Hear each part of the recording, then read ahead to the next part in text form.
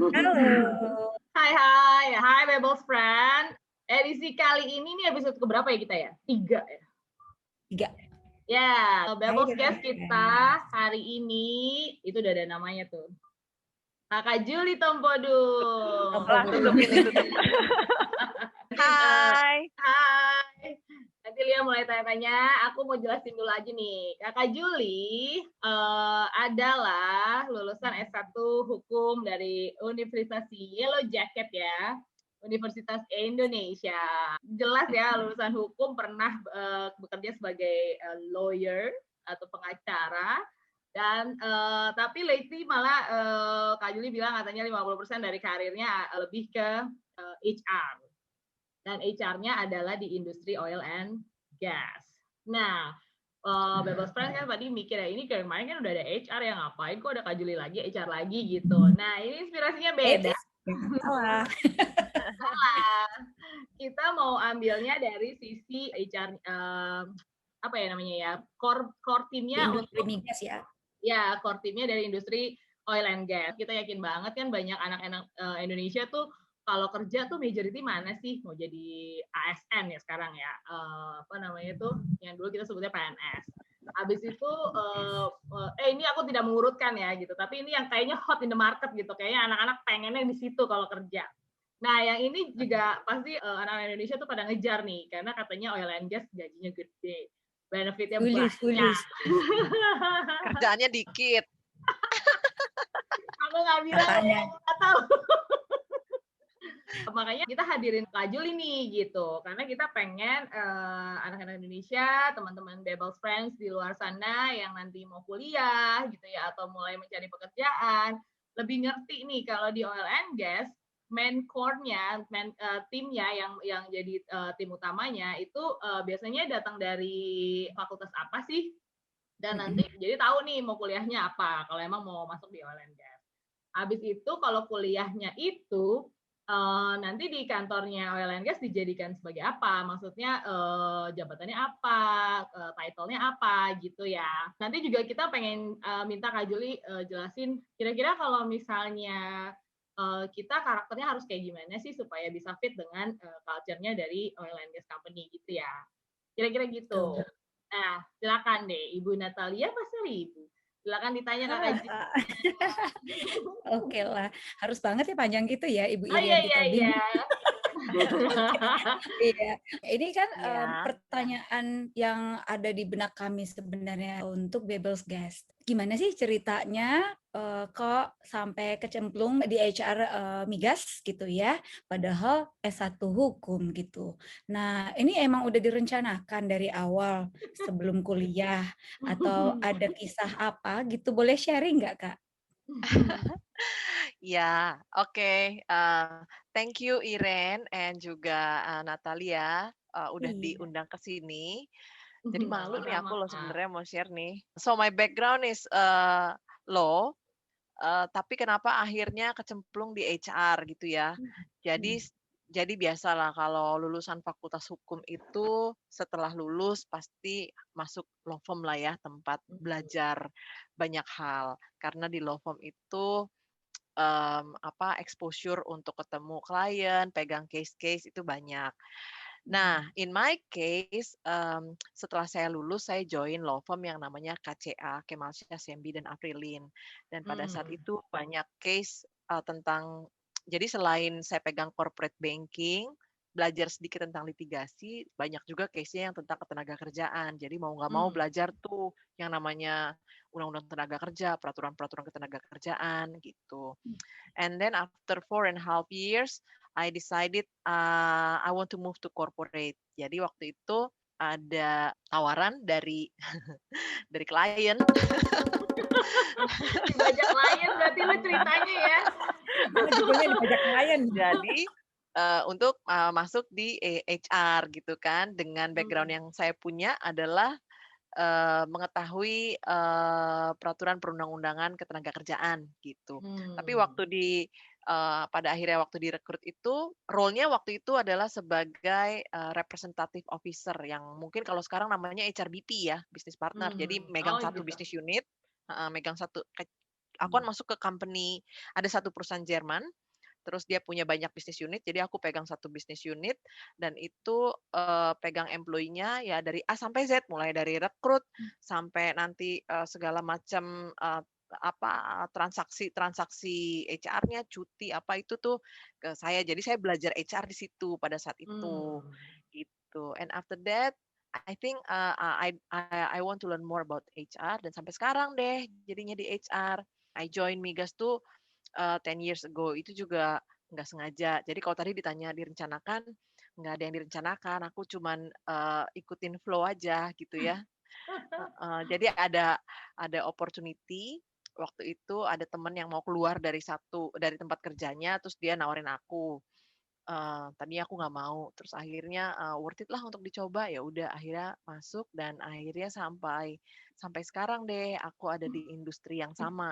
Karena sebelumnya aku tuh biasanya berganti-ganti industri gitu. Aku pernah di hospitality, aku pernah di Oh iya government, benar. Iya. governmentnya Australia ya, tapi ya pernah di Oke. government. Jadi pernah waktu di perusahaan Jerman itu aku pegang telco, tapi pernah juga di-assign untuk pegang karyawan-karyawan yang ada di manufacture. Jadi itu. Nah, Hmm. pas di Migas Keren banget. ini udah agak lama. Asik. Gitu Gitu. ceritanya. Cukup ya? Cukup. Oh iya, aku tadi belum jelasin gimana bisa ketemu atau kenal sama Kakak Joli. Jadi Nah, sama kayak kemarin-kemarin, no, kita ketemu sebagai pengurus-pengurus komunitas HR ya, steering committee bareng-bareng di One HR Indonesia. Habis itu ke Future HR. Lalu saat ini Kakak Juli selain di Future HR juga as a steering committee-nya dari HR Migas ya Kak. we not mention it steering committee, tapi core team. Core team. Apa tadi nama Ya. komunitasnya Kak? HR Migas Community. HR Migas Committee, HRMC ya, MC. Nah, tuh teman-teman yang di HR dan Migas juga mungkin boleh join kali ya Kak, biar sama-sama belajar tentang HR juga tuh yang khusus Boleh. Migas. Tuh. Oke. Apa sih uniknya industri migas ya sebenarnya ya, yang membuat Kak Juli sampai sekarang masih betah juga, apa ya Kak ya? Kalau boleh sharing gitu. Yang akhirnya bikin Aduh. bertahan ya di Migas ya. Iya. Salbennya? I know you will answer that. Oke. Jadi benar ya, terjawab ya mitos Edit itu. lagi, edit. And benefit. Apa yang membuat jadi betah di Migas? Kalau menurut aku sih karena emang menarik ya. Satu, kalau bicara sebenarnya sekarang lebih ke energi sih bilangnya. Jadi Iya. kalau aku pikir aku berada di bisnis energi, dunia ini perlu energi gitu. Jadi apa namanya, dan menarik banget untuk bisnis prosesnya. Sampai sekarang juga aku terus belajar gitu, belum sepenuhnya juga tune in. Walaupun 10 tahun berada di industri, tetap aja ada hal-hal yang memang aku juga tetap harus belajar gitu ya. Di 2 tahun terakhir ini kan dibilang industri ini sunset ya, tapi aku nggak percaya. Industri ini bukan Indonesia gitu. Untuk menjalankan semua aktivitas yang ada di dunia inilah gitu. Sekarang kalau misalnya power gitu ya, power generation, listrik, ya semua orang perlu listrik, tapi listrik itu bisa nyala kalau ada ininya kan, ada Sumbernya. yang sumbernya gitu, iya kan? Kayak merasa belum selesai belajar aja di sini gitu. Kak Juli pas sempat bilang tuh ganti industri, terus udah gitu masih belajar juga gitu. Nah, mengingat Kak Juli itu kan background-nya di hukum ya, tadinya jadi lawyer, walaupun memang udah belajar tentang undang-undang tenaker gitu dan segala macam. Butuh nambah apa lagi Kak Juli along the way di Migas gitu ya? Apa artinya basic yang dipelajari di kuliahan dulu tuh kepake semua kah? Atau ada yang harus di-upgrade? Atau malah ada yang nggak kepake gitu? Aku kan waktu kuliah itu program kekhususan yang aku ambil adalah hukum internasional. Jadi kalau buat aku ini, aku melihatnya belajar di Fakultas Hukum itu adalah membentuk your mindset, pola pikir, cara kita berpikir itu sih. Jadi selain undang-undang ketenaga kerjaan yang yang udah ada update-nya lagi malah gitu ya. Kalau ditanya apalagi yang berguna, semuanya sih berguna menurut aku karena dari pola pikir. Orang hukum itu akan selalu berpikirnya itu melakukan sesuatu ini ada dasarnya apa enggak. Satu. Hmm. Terus kalau kita lakukan sesuatu ini, misalnya nih kita mau arrange, oke kita coba ya kita mau tambahin benefit misalnya. Terus kita orang hukum itu akan berpikir ke depannya akan timbul masalah nggak? Oke. Gitu. Hmm. Jadi menurut aku berguna sih gitu. Dan yang karena aku bukan berasal dari psikologi di mana apa namanya banyak orang-orang Major HR itu mungkin HR dari psikologi asalnya ya. dari psikologi kan. Nah, jadi aku kan banyak hal pasti yang aku harus pelajarin juga gitu. Awal-awalnya itu waktu aku join di HR terus harus pegang industrial relations, aku nggak mau cuman belajar industrial relations aja. Aku nggak mau cuman pegang huru-hara, aku juga pengen yang hura-hura dong, ya dong. Ya kan? Kayak apa namanya performance management gitu. Terus belajar tentang reward, belajar tentang rekrutmen, apalagi rekrutmen gitu ya. Nah, itu aku benar-benar belajarnya itu by doing it gitu. Selain baca literatur tapi by doing it. Karena aku nggak punya modal apa namanya seperti teman-teman yang dari psikologi seperti Iren atau Natali untuk gimana sih bisa ngelihat apa namanya ngelihat orang pada saat di interview gitu. Itu aku nggak belajar secara khusus. Jadi aku belajar by doing it and dari beberapa literatur dan dari teman-teman pastinya gitu. Oke. Nah, tadi ngomongin rekrutmen nih. Untuk teman-teman yang mau berkecimpung di industri oil and gas, kalau pas lagi rekrutmen pasti ketemu sama HR yang kayak Kak Juli. HR-nya. Nah, Kak Jul, kalau di Migas itu seperti yang tadi di awal kita pengen kenalin sama teman-teman ya, core team-nya itu siapa aja sih, jabatannya apa, title-nya apa, sama harus dari fakultas apa tuh Kak Jul? Boleh diceritain juga Kak Jul. Oh, untuk berprofesi di industri migas ya? Iya, yang Oke. core team-nya tuh. Aku coba jelasin, aku share slide ini ya, boleh? Boleh, boleh, boleh. Oke.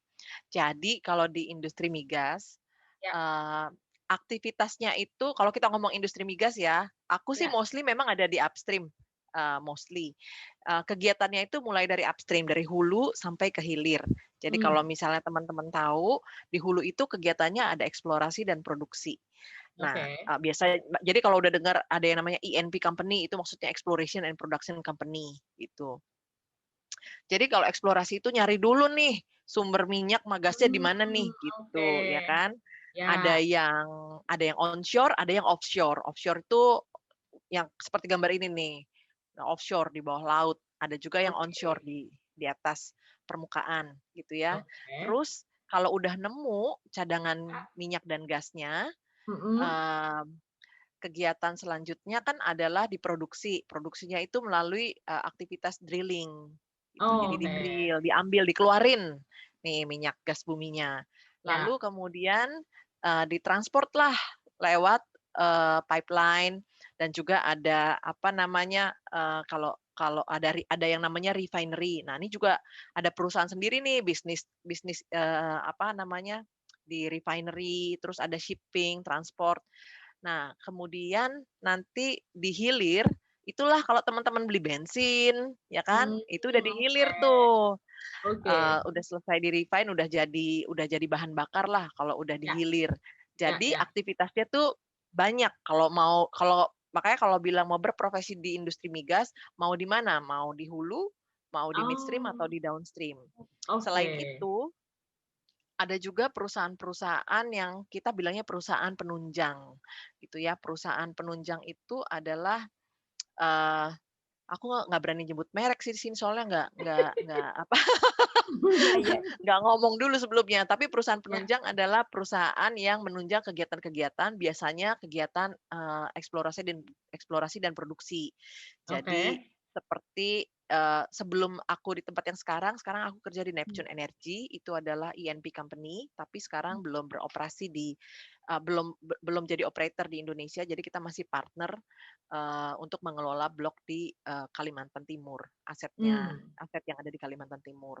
Nah, Oke. sebelum di sini aku tuh bekerja di perusahaan penunjang. Perusahaan penunjang itu menganalisa batu-batuan yang ada gitu. Analisa batu-batuan, oke. Ya, jadi di batu-batuan diambil kan, ditaruh di lab, kemudian dianalisa ini apa namanya punya kadar apa itu Ya, teknikal lah gitu ya.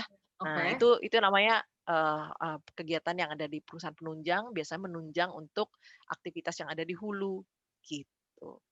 Nah, Oh. terus masuk sekarang ke profesi. Jadi Ya. sebenarnya kalau ditanya apa aja sih yang bisa masuk ke sini, gitu ya, banyak sih. Tapi kalau yang di upstream itu kan biasanya untuk bisa eksplorasi, produksi itu adalah mereka yang belajar mengenai geologi, ya kan? Oke. Mereka yang belajar geofisika, Oke. mmm, orang-orang yang belajar di fakultas teknik juga bisa. Pada dasarnya semua bidang studi bisa masuk industri ini. Bahkan kalau kamu belajar dari perhotelan pun bisa. Masa Karena sih? Oke. iya, contoh ya, ini kan ada di offshore, ya kan. Ya. Terus nanti biasanya itu, ada Mesnya ya? mesnya atau site-nya yang untuk, Site. para pekerjanya itu bisa tinggal. Karena nggak mungkin kan kalau tinggal di Jakarta terus setiap hari bolak-balik mesti misalnya ke Kalimantan Timur, kan enggak. Jadi biasanya Ya. kerjanya nanti 2 minggu di Kalimantan Timur, nah di situ ditaruh di mes. Oke. Nah itu mes itu kan harus dikelola seperti, Oke. secara hospitality yang baik dong, ya Ya, kan. untuk Jadi harus kesejahteraan dan ada semangat kerja betul. karyawan ya. Jadi harus ada manajernya yang ngatur, ini misalnya di Oke. dining room-nya yang cakep lah gitu kan, ada Heeh. bunga, terus makanannya menunya apa. Nah itu berarti Hmm. orang-orang yang belajar di, apa itu, tata boga Perizinan. atau apa Ya. itu bisa join. Oke, oke, oke. Ya, gitu. Ya, ya. Oke, nah terus aku punya slide berikutnya itu adalah ini contoh-contohnya ya kalau profesi-profesi yang ada di industri ini. Di hulu tuh Hmm. ya itu biasanya geologis, ya dia lulusan fakultas geologi atau Ya. geofisisis dari geofisika, petroleum engineer ini teknik perminyakan, Oke. bisa juga project engineer. Jadi ini ya lulusan-lulusan fakultas teknik lah, mechanical Teknik secara engineer, umum bisa drilling. semua ya, mau misalnya mesin, listrik gitu atau harus spesifik mesin? Bisa nggak harus Nggak mesin, harus ya, bisa. pokoknya teknik Semua ya. bisa, teknik Oke, kimia, bisa aja, bisa. Semua oke. ada gitu. Yang non teknikal pun bisa karena kan tetap ada orang Ya. HR, tetap ada finance, ya kan? Tetap ada apa Oh iya, iya. legal, ya kan? Jadi tetap Ya. ada. Nah, Mhm. kalau di hilir Ya. core-nya itu biasanya lebih ke ini nih, sales marketing atau operation, chemical engineer, mirip-mirip di apa, midstream juga sih, gitu. Tapi Hmm. hilir karena dia barang udah jadi kan, udah tinggal Mhm. Ya. dipasarkan kan, jadi Betul. kebanyakan ya tentang ini sih, profesi utamanya tuh, market dan strategi analisnya seperti apa, dan operational manager, brand, procurement, gitu. Nah, kalau di perusahaan penunjang yang tadi itu, karena ini mendukung kegiatan-kegiatan atau aktivitas yang ada di hulu, itu Ya. biasanya yang ada di field nih, well site engineer-nya, Ah, apa namanya, field oke. Nah, engineer, terus technical sales misalnya, terus ada field service representative, gitu. iya, kalau yang kayak brand manager itu berarti yang ngurusin, apa Kak, iklan di TV kah atau, Bisa, branding kayak, apa namanya, kayak ngisi bensin harusnya ke situ. betul, bisa. Kamu pasti ingat Oke. kan Pastipas, ya kan? BUMN terbesar kita loh Ya. gitu, kalau ngisi Yoi. pasti pas gitu, ya kan? Mhm, mhm. Apa saya Benar-benar. pensiunan? Oke, kalau kayak service planner apa ya, Kak, di penunjang? Service planner tuh jadi kalau perusahaan penunjang biasanya Mhm, misalnya ya, aku kasih contoh deh mudah-mudahan nggak keberatan ya kayak Schlumberger gitu ya. mhm, Jadi dia tuh misalnya punya alat gitu ya. Terus kemudian alatnya dipakai nih sama perusahaan yang mengadakan aktivitas di hulu, ya Ya, kan. Nah, yang mengerti tentang si alat itu kan orang-orang yang di perusahaan penunjang oke. gitu. Jadi Oh, oke. mereka bisa menjadi kayak untuk service planner gitu. Kalau misalnya Hmm, itu alatnya perlu di reserve atau ya kayak seperti itulah kurang lebih gitu ya. oke. Jadi yang mengoperate alat-alat dari perusahaan Ya. penunjang. Hmm. Oke. Ya, kalau ini dari background education-nya, tadi udah beberapa Kak Juli sebutin juga gitu kan. Dan ternyata Kak Juli berbaik hati sekali. Dia tidak hanya menjelaskan dari core team-nya, dia juga ngasih banyak harapan untuk teman-teman Babel's Friends di luar sana yang mau ke oil and gas. Ternyata juga nggak harus dari teknik ya Kak, atau yang dari Ya, apa tadi betul. khusus yang geologis, geofisika gitu kan. Tapi ternyata kalau misalnya teman-teman juga dari hospitality mungkin atau misalnya dari administration juga ternyata bisa gitu karena banyak juga tim yang diperlukan di industri oil and gas as a support timnya ya kak, as a back office timnya Betul. gitu. Jadi bisa aja karena kan pasti punya finance juga, punya HR juga, punya Betul. administrasi juga, semuanya bisa gabung gitu. Cuman kalau misalnya kita mau ngomong core teamnya, sepertinya tadi udah dari Kak Juli jelasin. Oke banget ya, semoga jadi inspirasi untuk teman-teman Babel's Friends di luar ya. Nah, kita pengen tahu juga nih, itu kan tadi kita bahas soal hard skill-nya ya Kak Jo. Nah, sekarang kita kan juga kerja dengan orang di kantor kan juga bagaimana kita harus berinteraksi dengan baik, terus karakter seperti apa sih yang bisa fit dengan industri oil and gas gitu ya. Jadi kalau misalnya kita pengen tahu di sana tuh culture-nya kayak gimana, lalu as a soft skill yang kita harus punya apa sih Kak Jo? Wah, banyak pertanyaannya ya. Oke, kalau soft skills, aku pikir kayaknya di hampir semua organisasi mungkin mensyaratkan yang sama. Dan kalau misalnya kita lihat hasil risetnya World Economic Forum Mm-mm. untuk soft skills, itu belakangan ini yang juga pasti di-require hampir semua perusahaan tuh ya harus bisa kolaborasi pasti gitu, Oke, ya kan? Tapi ya, nomor satu adalah creativity oke. gitu.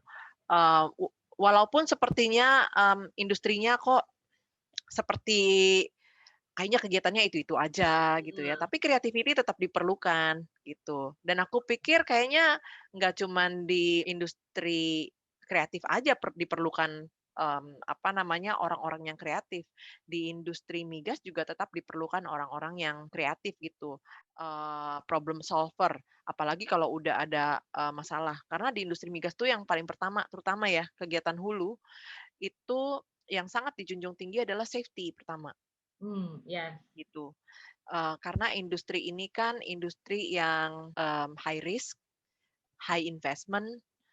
Jadi, kalau misalnya ada sesuatu yang terkait dengan keselamatan kerja gitu ya, ada persoalan, mm-mm. terus kemudian kita harus bisa juga kreatif untuk menemukan, bagaimana nih untuk solve this kind of problem gitu, ya kan. Jadi pasti creativity, terus kemudian bisa, kolaborasi, karena pasti akan ada kolaborasi antar satu divisi, antar satu departemen dengan departemen yang lain, gitu. Dan aku yakin di semua organisasi juga begitu. Nah, kalau Iren tanya culture-nya harus gimana? Kalau menurut aku sih culture itu depends di masing-masing organisasi ya. Jadi walaupun sama-sama di industri migas, tapi culture di perusahaan aku misalnya itu bisa aja beda Beda ya. sama di perusahaan yang lainnya gitu. Tapi yang jelas safety culture itu yang harus sama semua Hmm, standarnya gitu. oke, Jadi safety first gitu. oke. Siap.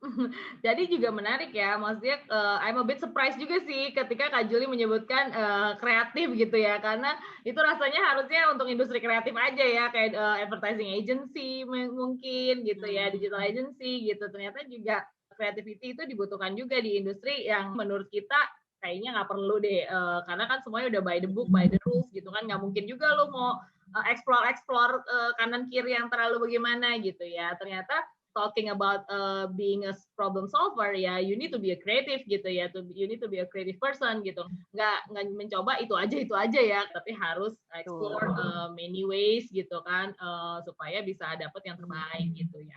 Oke. Yes. Nah, Kak Jules, yang juga sebagai ibu, I'm a mom passion of 4.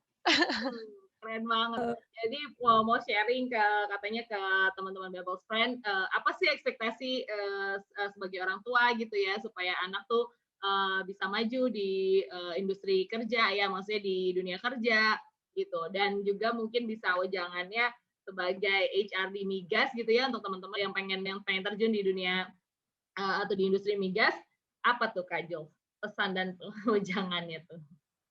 Aku selalu bilang sama anak-anakku gitu ya, Ya. harus selalu mau belajar, itu sih. Oke. Jadi jangan Keren. pernah berhenti untuk, belajar. Belajar tuh bukan berarti buka buku, terus di Ya. meja, terus pegang pulpen, nggak begitu, gitu. Ya. Tapi, belajar banyak hal. Jadi kalau misalnya dia bergaul sama gadgetnya, pakai itu juga untuk belajar, untuk Nambah cari tahu pengetahuan apa ya, sih. iya. Betul, untuk meng-upgrade, dirinya sendiri. Dan, aku bilang bahwa apa yang dipelajarin di sekolah itu nggak semuanya ada, apalagi kalau mau Ya. terjun ke dunia kerja kan. Jadi, Ya. harus juga, proaktif gitu untuk belajar hal-hal yang lain Ya. yang nggak ada dipelajarin di sekolah tuh, misalnya apa gitu. Nah, Ya. terutama kalau misalnya bergaul sama teman-teman, ya kan, itu juga salah satu belajar belajar soft skills. Soft skills itu bukan cuma teori kan, tapi when you do it gitu. Ya. Apa namanya, bergaul sama teman, bagaimana menghadapi, apa namanya, persoalan, Ya. memecahkannya, kayak gitu sih. Jadi menurut aku dan harus punya daya juang. Itu yang aku selalu bilang, Oh harus iya, punya daya benar. juang. Ya. Kalau nggak punya daya juang nanti ya bisa, Gampang tersingkirkan, menyerah. gitu. Iya, jadi, hal-hal yang seperti itu sih emang nggak boleh gampang menyerah ya, gitu. Jadi harus punya daya juang yang cukup tinggi lah, gitu.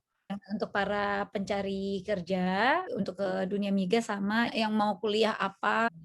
Hmm, ya. Nah, kan sejak berapa tahun terakhir ya, 7 tahun terakhir ini deh, sejak 2014 akhir, harga minyak yang jatuh banget itu ya, jatuh ke berapa ya, di bawah $50 per barel. Sampai sekarang itu agak susah pick up. Makanya industri migas waktu itu sempat dibilang kan ini industrinya sunset.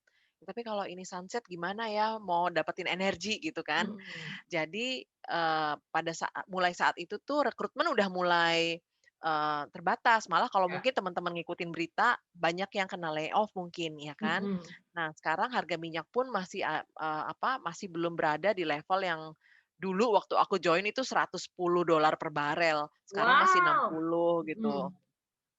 Sekarang masih 60-an lah, 60 dolar per barel. Tapi bukan berarti nggak ada rekrutmen, cuma memang, kayak masuk ke lubang jarum sih, sempit banget gitu. Jadi kalau yang minat banyak, kalau misalnya kamu benar-benar mau join dan mau masuk, itu ya kamu harus punya differentiator, apa yang kamu punya gitu. Nah, Ya. aku baru rekrut fresh graduate nih, Mhm. di tahun lalu gitu ya. Secara, teknikal ya oke, banyak beberapa kandidat tuh oke. Tapi Ya. yang membedakan dia, dia itu menguasai skill yang apa namanya, digital skill yang namanya Python Python, Oke, oke? ya. Nah, Itu kayaknya Python tuh harus itu semuanya belajar ya. HR juga kayaknya mesti belajar sekarang si Python itu. nah itu kan nggak dipelajarin mungkin secara khusus di kampus, Ya. karena yang lain dengan, asal kampus yang sama tapi nggak terlalu in di situ. Ini anak karena hobi gitu ya, tapi buat buat kita itu jadi advantage, plus point banget gitu. Jadi kalau mau masuk nggak cuma di industri migas sih mungkin ya, aku pikir di mana aja temukan apa yang jadi, pembeda dari diri kamu gitu, ya kan? Tapi, aku selalu ingat tuh nasihatnya si Om Pam, 3C, 3, ya kan? Oke. Komunikasi, ya, terus kemudian kompeten, harus kompeten dong di Ya. bidangnya, makanya kalau lagi punya waktu Ya, belajar, ya. belajarlah yang betul gitu. Oke. Iya, Wah, ini banget ya, apa namanya, ini fruitful banget informasinya dari Kak Juli. Terima kasih Kak Banyak tips ya. Jul. Iya. Nah ini, sama-sama. Lia banyakan diem nih bukan karena aku yang mau sabotase ya, karena sesuatu dan Iya lain nih, hal nih. lagi berisik banget di sini, maaf-maaf ya. Ya, Jadi apa namanya, maaf ya aku yang ini yang jadi kayaknya aku yang take over semuanya. Nanti next episode lihat deh ini lagi lebih banyak Boleh, lagi kita boleh. yang ngobrol. Oke. Thank you Makasih banget Kak banyak Kak Juli. Jules. Kayaknya aku nggak perlu wrap up ya. Semuanya udah dijelasin sama Kak Juli. Terima kasih banyak. Lagi sibuk banget nih. Bentar lagi langsung meeting lagi nih sama London. Udah masih tetap nyiapin waktu buat kita. Makasih. Sip, tadi kita dadah-dadah. Thank you. Terima kasih Dah, thank you Iren dan semua. Natalia.